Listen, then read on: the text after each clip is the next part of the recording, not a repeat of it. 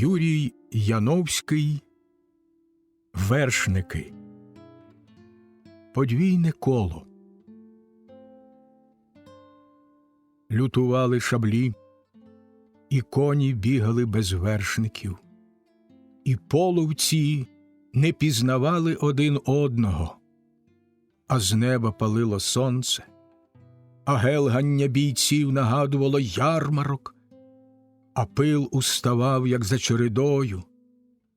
Ось і розбіглися всі по степу, і Оверко переміг. Його чорний шлик віявся по плечах. «Рубай, брати, білу кість!» Пил спадав. Дехто з Андрієвого загону втік, дехто простягав руки, і йому рубали руки, підіймав до неба вкрите пилом і потом обличчя, і йому рубали шаблею обличчя, падав до землі і їв землю, захлинаючись перед смертною тугою, і його рубали по чим попало і топтали конем. Загони зітнулися на рівному степу під Компаніївкою. Небо округ здіймалося вгору блакитними вежами. Був серпень 1919 року. Загоном добровольчої армії генерала Антона Денікіна командував половець Андрій, купу кінного козацтва, головного отамана Симона Петлюри, вів половець Оверко. Степові пірати щепилися бортами, і їх кружляв задушливий шторм степу. Був серпень нечуваного тембру. «Сюди веди!» І підводили високих степовиків, і летіли їхні голови, як кавуни, а під ногами баштан із кавунами, і коні зупинялися коло них. Дехто кричав скажено, і мов у сні нечутно, а цей собі падав, як підрубаний бересток, обдираючи геть кору і гублячи листя. «Шукай, куме, броду!» Висвистували шаблі, хряскотіли кістки, і до Оверка підвели Андрія. «Ахвицер? Тю-тю, та це ти, брате!» Андрій не похнюпився, поранену руку заклав за френч і зіпсував одежу кров'ю. «Та я, Мазепо проклятий!» «Ну що, допомогли тобі твої генерали?» Високий Андрій став іще вищий. Оверко бавився шликом, мов дівчина чорною косою. Вони були високі й широкоплечі, з хижими дзьобами й сірими очима. «А жити тобі хочеться?» – питав Оверко. «Коло нашої Дофінівки море собі грає. Старий батько Мусій Половець у бінокль видивляється, чи не йде скумбрія. Пам'ятаєш, ти й бінокль з турецького фронту привіз?» Андрій розстебнув на грудях френч і підніс високо вгору поранену руку, ніби гукаючи своїм болем на поміч, а це він тамував кров з пораненої руки. «Ну й цирк!» – гукнули Оверкові хлопці. Неподалік заіржав від болю кінь, кружляючи на місці. Спека й задуха упала на степ, і на обрії стояли блакитні вежі південного неба. «Петлюрівське стерво!» – сказав Андрій. «Мать Росію продаєш галичанам! Ми їх у Карпатах били до смерті, Ми не хочемо австрійського ярма. Оверко засміявся, підморгнув козакам, зупинив хлопчака, що вихопив на Андрія шаблю. Хлопчак став колупати з досади шаблею кавуна. Спека дужчала й дужчала. Андрій не опускав руки, кров текла в рукав. Він стояв перед братом Оверком, готовий до всього. «Що тобі оце згадується?» – допитувався переможець. «Одеса чи Очаків?» «А згадується мені, згадується батько, половець, і його старі слова». Оверко перебив, подивився на південний захід. «Майстро віятиме», – сказав він, – «коли б дощу не навіяв». І його старі слова: «Тому роду не буде переводу, в котрому браття милують згоду». «Ну й цирк!» – гукнуло Оверкове козацтво. «Крові з нього, як з бугая». «Це я так рубанув. Ну, вже й ти. От тобі хрест, що я». «А що наш йому відповість?» «Звісно, що. Гуляй, душа без тіла, а тіло без душі». «Цирк?» – перепитав Оверко.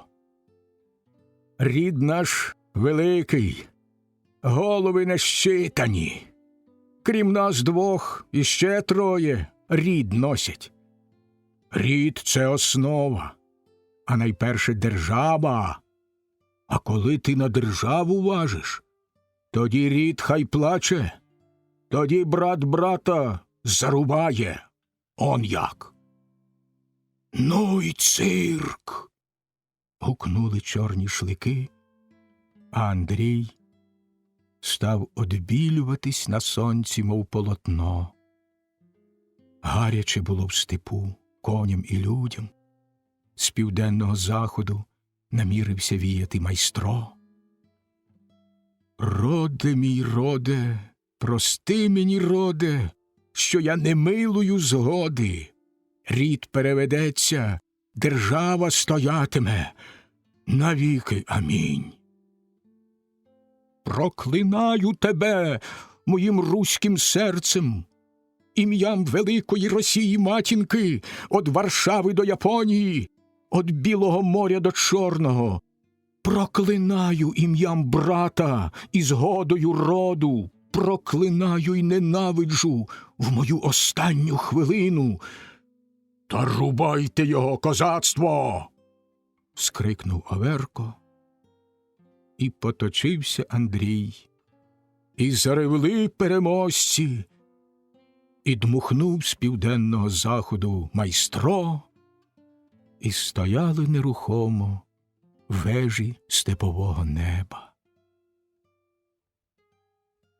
А над берегом моря походжає старий половець, дивиться в бінокль на море, виглядає вітру чи хвилі, шукає на воді буйки над сітками, і йому згадується син Андрій.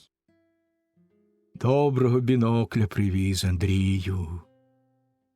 Над морем устав силует підпрапорщика російської армії, поверх строкового вояки за віру, царя і отечество, героя Саракамиша й Ерзерума.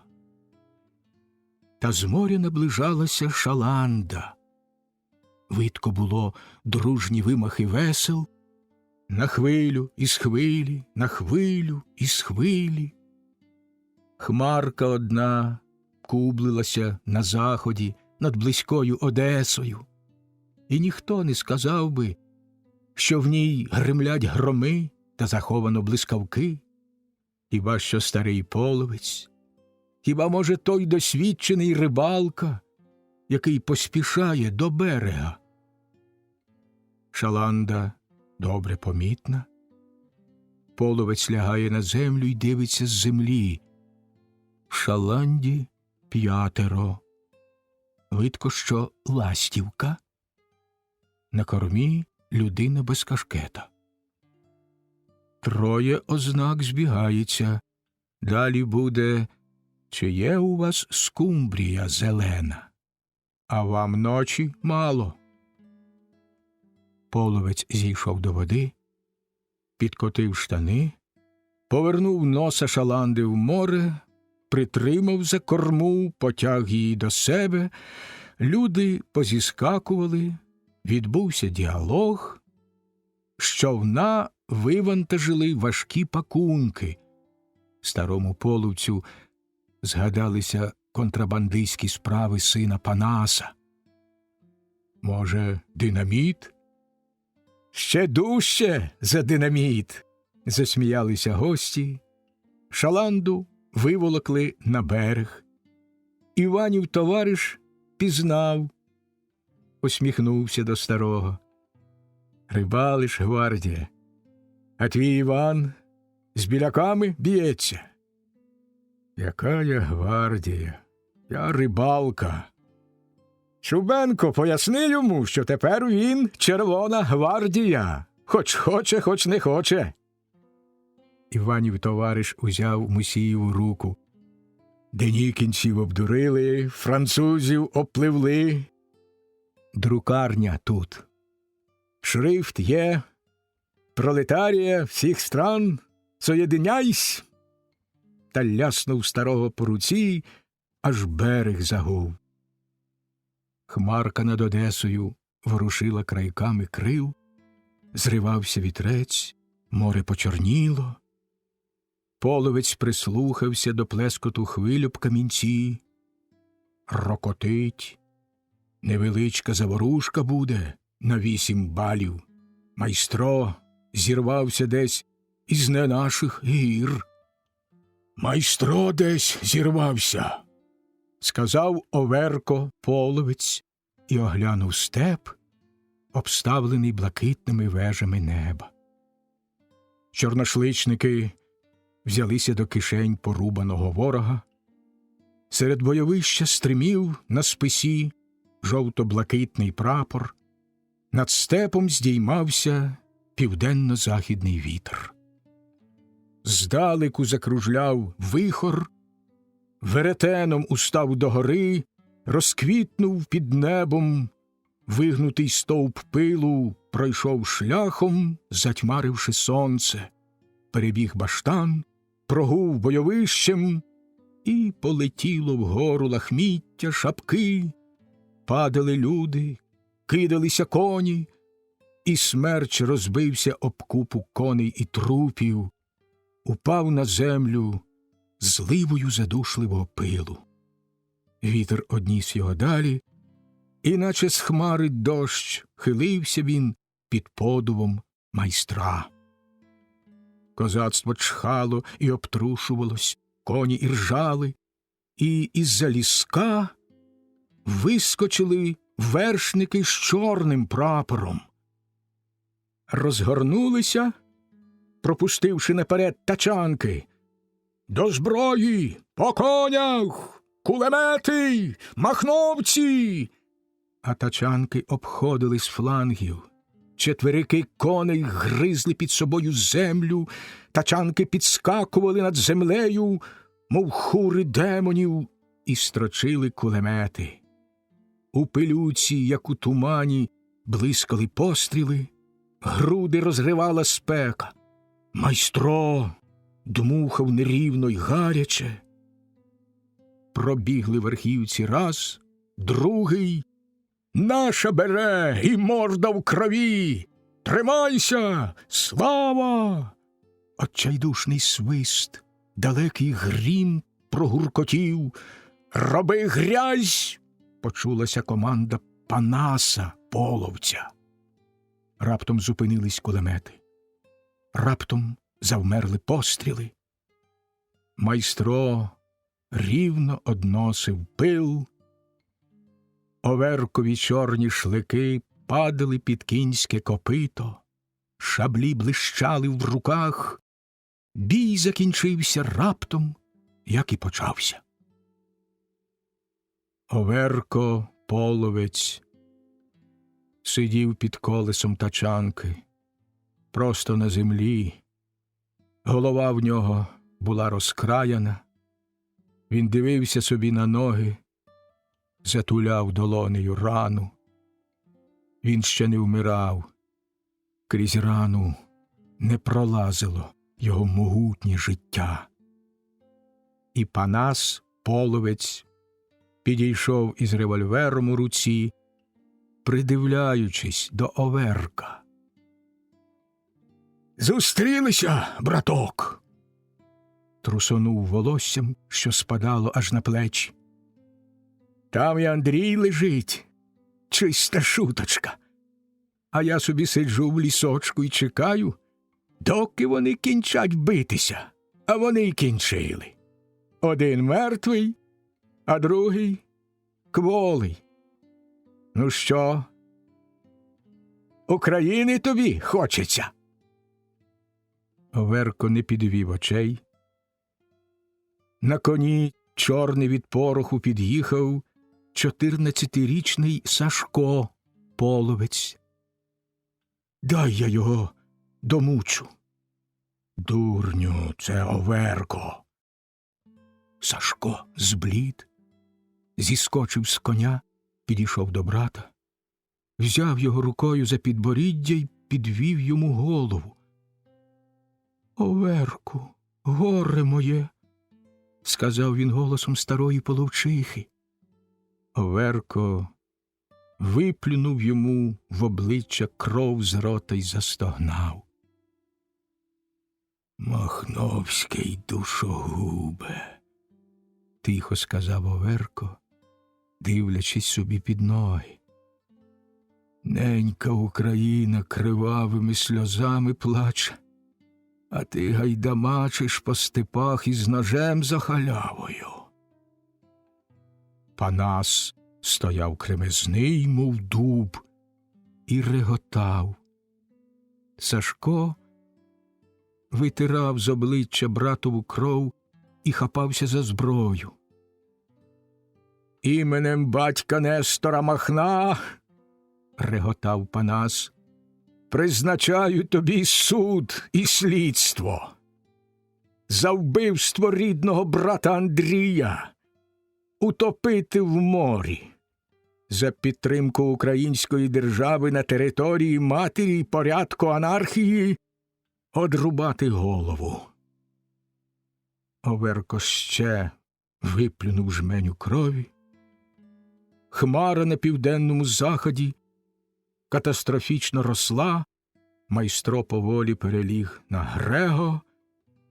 Протилежний вітер Грего підганяв хмару з усіх боків, він терлував її, збивав докупи, мов отару, і чувся приглушений гуркіт. Сонце палило.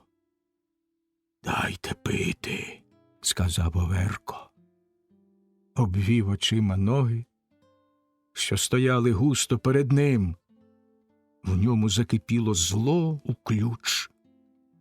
Він спинив його й мовив: «Пам'ятаєш батькову науку? Тому роду не буде переводу, в котрому браття милують згоду».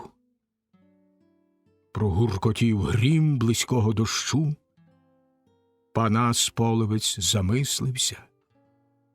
Рід наш рибальський, на морі бувальський, рід у державу вростає, в закон та обмеження. А ми анархію несемо на плечах. Нащо нам рід? Коли не треба держави, не треба родини, а вільне співжиття? Проклинаю тебе. Почекай проклинати. Я вільний моряк батька Махна. Даю тобі хвилину, а ти подумай собі, поміркуй. Здохнути завжди встигнеш. Чи правду я кажу, хлопці? Здохнути він устигне. Та може він Нашим буде, ловецького половецького роду, завзятий і проклятий, дарма що по просвітах в Одесі на театрі грав та вчительську семінарію пройшов. Правду я кажу, брате. Проклинаю тебе великою ненавистю брата і проклинаю тебе долею нашою щербатою. Душогубе Махновський, злодюго каторжний, у Бога в світ, у ясний день. Оверко не зводив очей і не бачив своєї смерті. Вона вилетіла з Панасового маузера, вибила Оверкові мозок на колесо. Блискавка розколола хмару, слідом ударив грім. Дощем запахло, хлопці, по конях! За кілометр постала сіра висока пелена, там ішов дощ, до сонця підсувалися хмари, степ потемнів, земля ніби здригалася, чекаючи дощу, Грего рівно дмухав у височині. А над берегом моря походжає старий половець. Він думає думу, дивиться в бінокль, щоб не прогавити когось чужого, а в береговій печері йде робота. Чубенко там за старшого, здоровий, за трьох. Так тими руками машину гне, що не встигаєш і папір підкладати, а паперу ціла купа. На весь берег вистачило б курити. І є собі по-нашому, а є такою і он такою мовою для французьких матросів та грецької піхоти. Хто зна, по якому вони там говорять.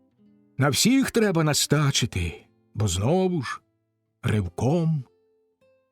Гострі рибальські очі побачили далеко над берегом у напрямку з Одеси людину. У біноклі вона стала солдатом. Із степу показалася друга постать. У біноклі вона стала солдатом. Рибалка обдивився, чи добре замасковано небезпечну печеру. Відійшов далі по берегу, заходився коло сіток на приколах. Солдати наближалися. Над Одесою йшов дощ. Пересип був у мряці. На рейді диміли крейсери й міноносці. Солдати наближалися. Грего посівав море дощем. Тільки чомусь не видно патруля.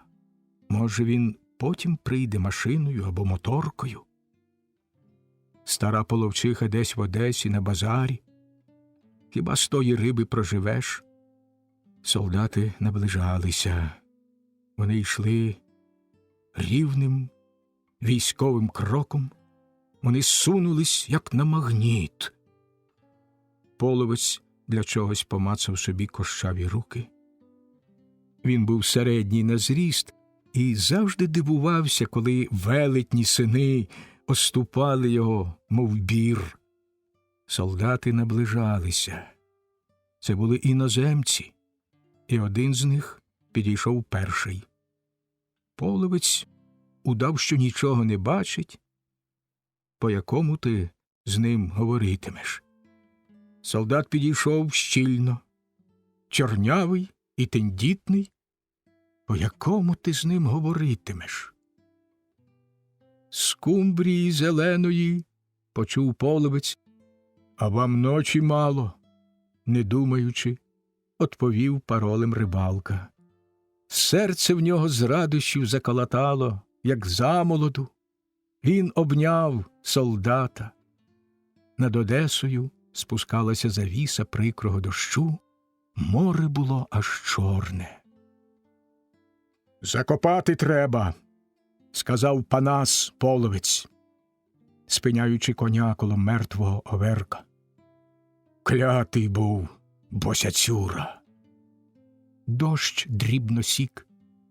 2 тачанки поставлено нещільно поруч, між тачанками напнули ковдру.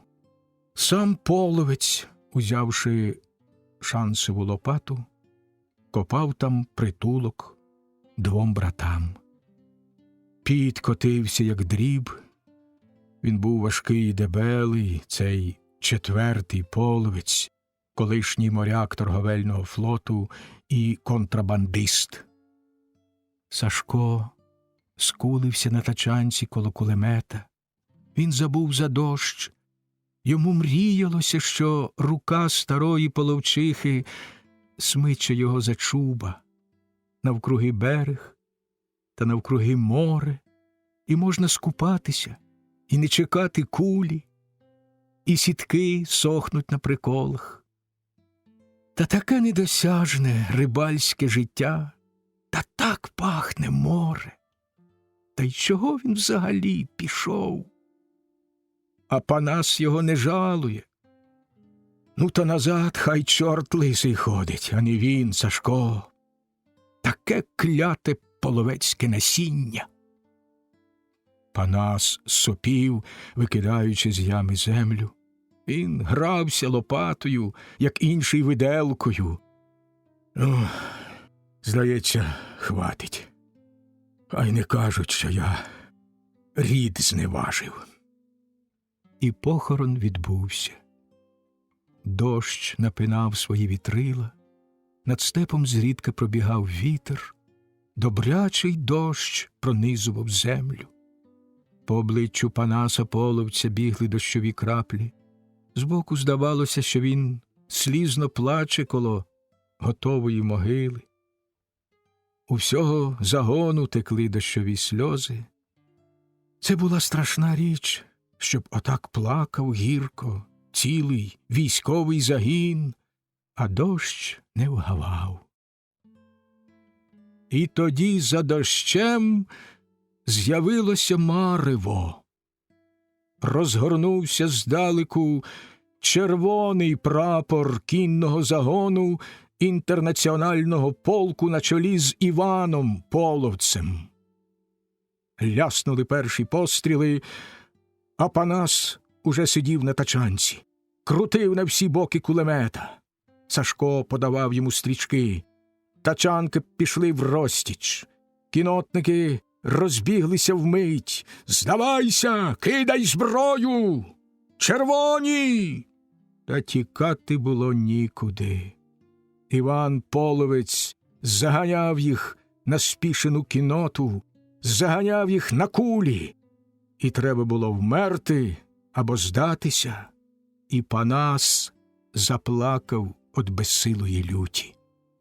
Він скочив на чийогось коня, кінь під ним упав, він сів на коня з тачанки. «Хлопці, за мною! Махновці не здаються!» Спробував пробитися крізь Іванів фланг, загубив половину людей.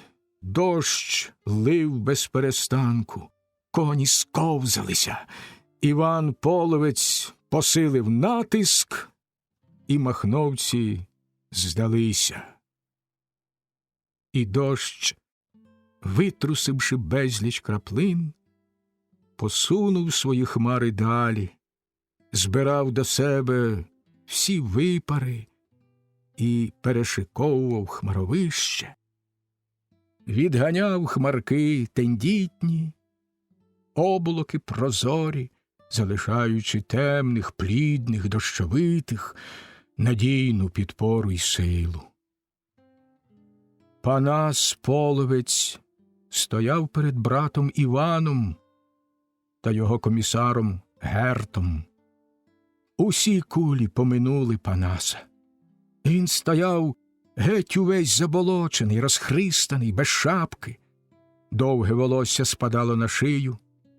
Високий і дебелий стояв він перед сухорлявим Іваном. «От де зустрілися, Панасе!» – сказав Іван і перемовився кількома словами з Гертом. Полонених зігнали в купу. Стали збиратися звідусіль переможці з інтернаціонального полку. Сонце проглянуло з-за хмар, заблищав навкруги рівний степ, і потроху підносилися слідом за хмарами блакитні вежі степового неба.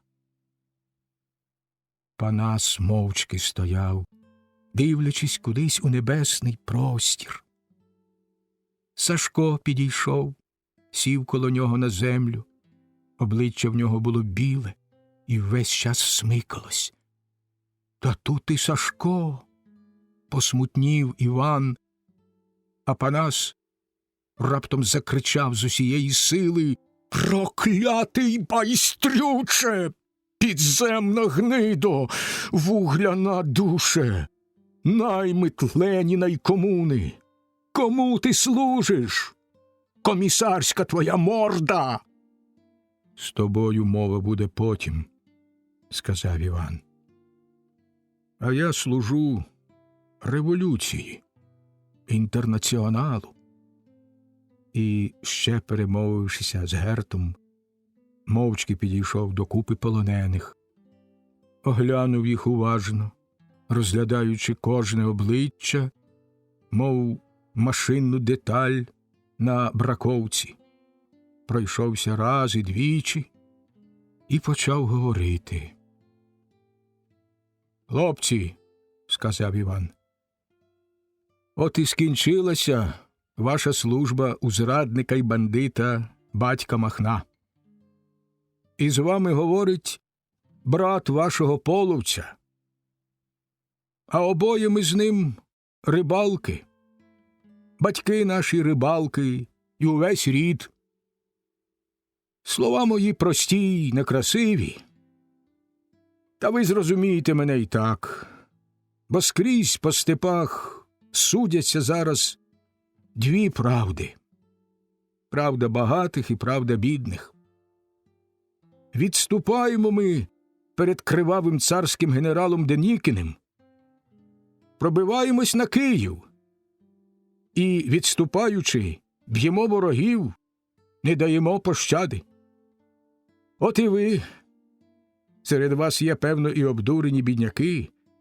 Ми закликаємо вас, бо ви з нами одного горя. Ставайте поруч битися за правду бідних. Бідняки й трудящі будуть з нами, і всі як один до перемоги. Хай живе радянська влада, Червона армія!» Герт подав команду. Трохи людей одійшло ліворуч і стало, а решта пішла купою геть. Нешвидким кроком пішла геть. Всі очі дивилися на них, і панувала мовчанка.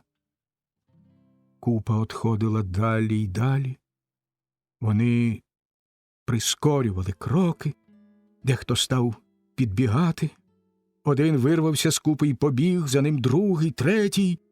Уся купа побігла, як отара овець, побігла щосили, не оглядаючись, тікаючи від смерті. Тоді Іван Половець наказав приготувати кулемети. За його знаком кілька кулеметів почало стріляти, і кулемети спинилися, коли завдання було виконано. Панас не чекав собі милості. Він бачив, як загинули його вояки, що їх він збирав зерно до зерна, а інші з них стали не його. У нього промайнуло в голові дитинство, і дитячі роки на шаланді, і нічні влови, і запах материної одежі, неосяжний простір моря. Це близько смерть, подумав, і звернувся до Івана з тим словом, що чув його від Оверка. Чи чуєш, Іване? Тут уже двоє загинуло, а тому роду не буде переводу, в котрому браття милують згоду. Рід наш роботящий, та не всі вроді путящі. Є горем горьовані, свідомістю підкуті, пролетарської науки люди, а є злодюги й несвідомі, вороги і наймити ворогів.